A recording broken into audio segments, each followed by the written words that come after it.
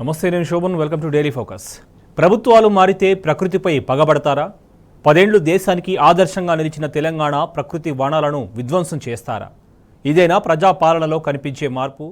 తెలంగాణలో ఎండిపోతున్న పల్లె ప్రకృతి వనాలు కాంగ్రెస్ విద్వేష పాలనకు నిదర్శనంగా నిలుస్తున్నాయి. బీఆర్ఎస్ హయాంలో దేశానికి ఆదర్శంగా నిలిచిన ప్రకృతి వనాలు ఇప్పుడు పట్టించుకునే నాథుడు లేక కల తప్పుతున్నాయి. ఖమ్మం జిల్లాలో ప్రకృతి వనాల అధ్వాన స్థితిపై టీ న్యూస్ అందిస్తున్న స్పెషల్ ఫోకస్.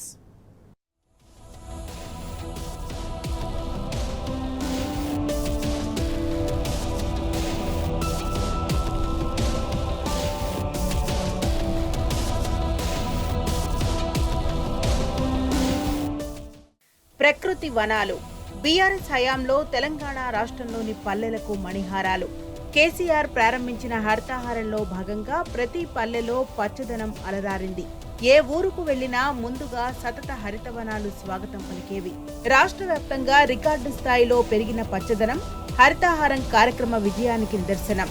కానీ ఒకప్పటి హరిత మణిహారాలు ఇప్పుడు కళతప్పి విలపిస్తున్నాయి. కాంగ్రెస్ సర్కార్ గద్దెనెక్కిన 3 నెలల్లోనే తెలంగాణ పల్లెల్లో ప్రకృతి వనాలు బోసిపోయి కనిపిస్తున్నాయి. విద్వేష పాలనలో తెలంగాణలో పచ్చదనం మాయమవుతున్నది. పట్టించుకునే నాదుడు లేక పల్లెల్లో ప్రకృతి వనాలు ఎండిపోతున్నాయి. ప్రభుత్వాలు మారితే ప్రకృతిపై పగబడతారా? కేసీఆర్ పై ద్వేషంతో పచ్చటి వనాలను నాశనం చేస్తారా? వృక్షో రక్షతి రక్షితః అన్న నానుణ్ణి కాంగ్రెస్ పాలకులు మరిచారా? రాజకీయాల కోసం ప్రకృతిని విధ్వంసం చేయాలని చూస్తారా? ఏ వెలుగుకి ప్రజాపాలన?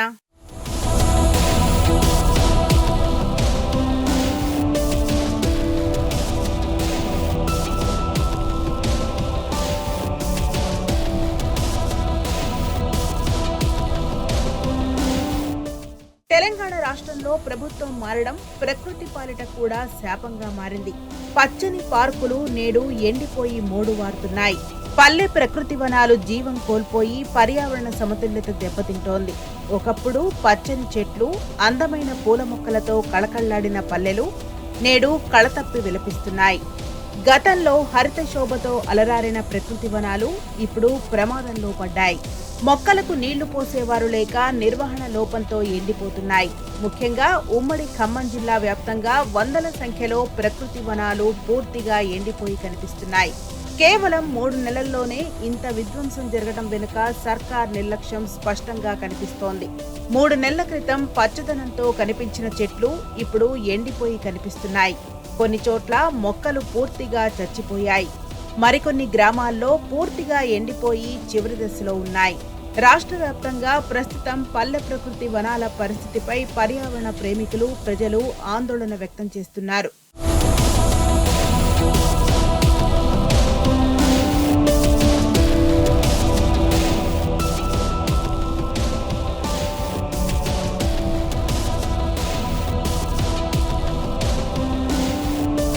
తెలంగాణ ఏర్పడిన నాడు రాష్ట్రంలో అడవుల విస్తీర్ణం చాలా తక్కువగా ఉండేది. అందుకే తెలంగాణ తొలి సీఎం కేసీఆర్ రాష్ట్ర పునర్నిర్మాణంలో పర్యావరణానికి ప్రాధాన్యతనిచ్చారు. నాటి కేంద్ర రాష్ట్ర ప్రభుత్వాల నివేదికలు, పర్యావరణవేత్తల లెక్కలను పరిగణలోకి తీసుకుని హరితహారం అనే బృహత్తర కార్యక్రమానికి శ్రీకారం చుట్టారు. ఉద్యమ స్ఫూర్తితో రాష్ట్రమంతటా మొక్కలు నాటించే యజ్ఞాన్ని ప్రతి ఏటా అమలు చేశారు. 9 ఏళ్ల కాలంలో దాదాపు 200 కోట్ల మొక్కలు నాటించారు. పల్లెల్లో ప్రకృతి వనాలు నిర్మించారు. ఆయా గ్రామాల్లో అందుబాటులో ఉన్న భూమి ప్రకారం ఒక్కొక్క ప్రకృతి వనంలో 1000 నుంచి 3000 వరకు మొక్కలు నాటించారు.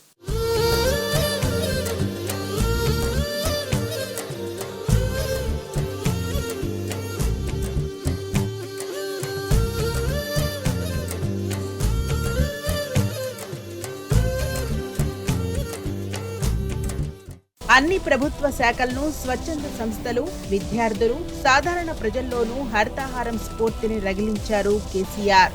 ప్రకృతి వనాల బాధ్యతలను స్థానిక సర్పంచులు, అధికారులకు అప్పగించారు. ప్రతి గ్రామంలోనూ నర్సరీ ఏర్పాటు చేసి మొక్కలు పెంచి గ్రామాల్లో నాటించారు. రోడ్లకు ఇరువైపులా మొక్కలు పెట్టారు. కొన్ని చోట్ల 2-3 వరుసలలో కూడా మొక్కలు నాటి సంరక్షించారు.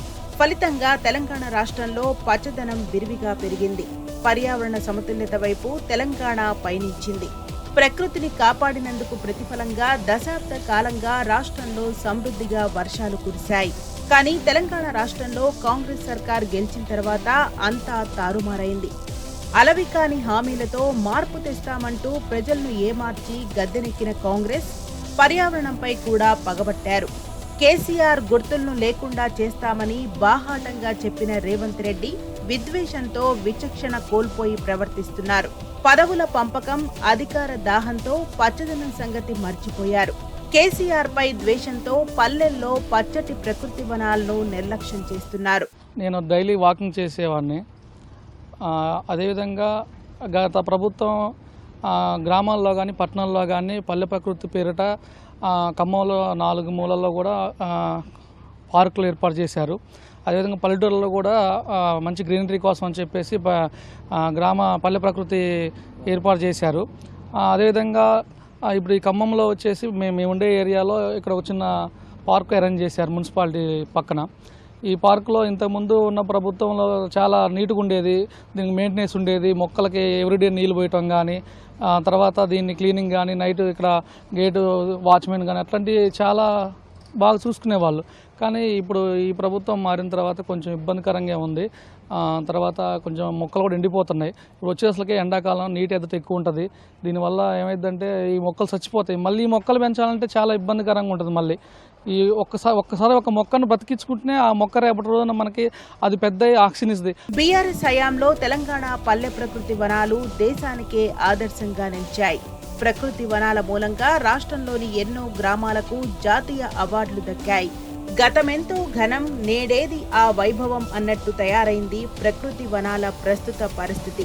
ప్రభుత్వ నిర్లక్ష్యమే దీనికి ప్రధాన కారణం. గతంలో ప్రతి గ్రామ పంచాయతీ ట్రాక్టర్ రోజు ప్రకృతి వనాల్లో మొక్కలకు నీళ్లు పోసేలా ప్రభుత్వం చర్యలు తీసుకున్నది. కానీ కాంగ్రెస్ పాలకులు మొక్కల సంరక్షణను గాలికొదిలేశారు. వ్యూహాత్మక ప్రభుత్వ నిర్లక్ష్యం మూలంగా అధికారులు ప్రకృతి వనాల సంరక్షణను పట్టించుకోవడం లేదు. క్షేత్రస్థాయిలో గ్రామాల్లో పర్యవేక్షణ లేకపోవడంతో ప్రకృతి వనాలు అధ్వానంగా తయారవుతున్నాయి. గ్రామ పంచాయతీలకు నిధులు ఇవ్వడం లేదు. పంచాయతీ సెక్రటరీలు సైతం నిధులు లేకపోవడంతో చేతులెత్తేశారు. ఖమ్మం జిల్లాలోని 982 గ్రామాలు, భద్రాద్రి కొత్తగూడెం జిల్లాలో 479 గ్రామ పంచాయతీల్లో ప్రకృతి వనాలు ప్రస్తుతం దారుణంగా తయారైనాయి. బీఆర్ఎస్ సర్కార్ హయాంలో ఏర్పాటు చేసిన ప్రకృతి వనాలు ప్రజలకు పార్కులుగా ఉపయోగపడ్డాయి. పల్లెల్లో, పట్టణాల్లోని వార్డుల్లో ఏర్పాటు చేసిన ప్రకృతి వనాల్లో వాకింగ్ ట్రాక్లు సైతం నిర్మించారు. పిల్లల కోసం ఆట వస్తువులు, వ్యాయామం కోసం ఓపెన్ జిమ్లు ఏర్పాటు చేశారు. ప్రకృతి వనాల సంరక్షణ కోసం గత బీఆర్ఎస్ ప్రభుత్వం కట్టుదిట్టమైన చర్యలు తీసుకుంది. కానీ ఇప్పుడు కాంగ్రెస్ ప్రభుత్వం వచ్చిన తర్వాత సీన్ పూర్తిగా రివర్స్ అయింది. నిర్వహణ లోపం మూలంగా మొక్కలు, చెట్లు ఎండిపోవడంతో పాటు వాకింగ్ ట్రాక్లు దెబ్బతిన్నాయి. ఓపెన్ జిమ్ పరికరాలు సైతం పాడైపోయాయి. ఉమ్మడి ఖమ్మం జిల్లాలో పల్లెలు మొదలుకొని పట్నాల దాకా ఇదే పరిస్థితి కనిపిస్తోంది.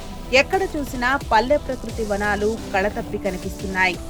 గత ప్రభుత్వము పట్టణ ప్రకృతి కేంద్రము, పల్లె ప్రకృతి కేంద్రాలు ఏర్పాటు చేశారని వాటి యొక్క మెయిన్ ఉద్దేశం ఏంటంటే మన సాయంత్రం పూట పిల్లలతో కానీ మన ఫ్యామిలీస్ అందరినీ ఒక గ్యాదరింగ్ టైప్ ఒక మంచి వాకింగ్ ట్రాక్ అవన్నీ ఏర్పాటు చేసి సరదాగా ఉండేటట్టు ఒక మంచి ఆక్సిజన్ లెవెల్స్ పెంచడానికి వాళ్ళు ఏర్పాటు చేశారండి. ఈ ప్రభుత్వం వచ్చిన ఒక 3 నెలల నుంచి వాటిని పట్టించుకోవడం మానేశారు. కనీసం బయటికి వచ్చి ఇట్లా ఉందామంటే అన్ని చెట్లు పెరిగిపోయినాయి. వాటికి లోపల అన్ని చెట్లు పాము పుట్లు అన్నీ తయారవుతున్నాయండి. పట్టించుకునేటోడే లేడు. చెత్తలు చెదరని వారు అన్నీ ఉన్నాయి వాటిలో. కనీసం తీసుకుని వద్దామంటే వాకింగ్ ట్రాక్ సరిగా లేవు, ఏమీ లేవు. పిల్లలందరూ రావడానికి భయపడుతున్నారు. వాటర్ లేదు, ఏం లేదండి.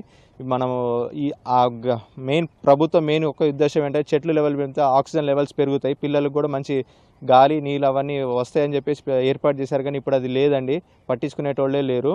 రాజకీయాల కోసం ప్రకృతిపై పగబడతారా? ప్రకృతి వనాలను నాశనం చేసి కాంగ్రెస్ పాలకులు ఏం సాధిస్తారని పర్యావరణ ప్రేమికులు ప్రశ్నిస్తున్నారు. ఇదేనా ప్రజలు కోరుకున్న మార్పుని నిలదీస్తున్నారు. కేసీఆర్ పై ద్వేషంతో పచ్చదనాన్ని నాశనం చేయాలనుకుంటే అంతకు మించిన మూర్ఖత్వం మరొకటి ఉంటుందా?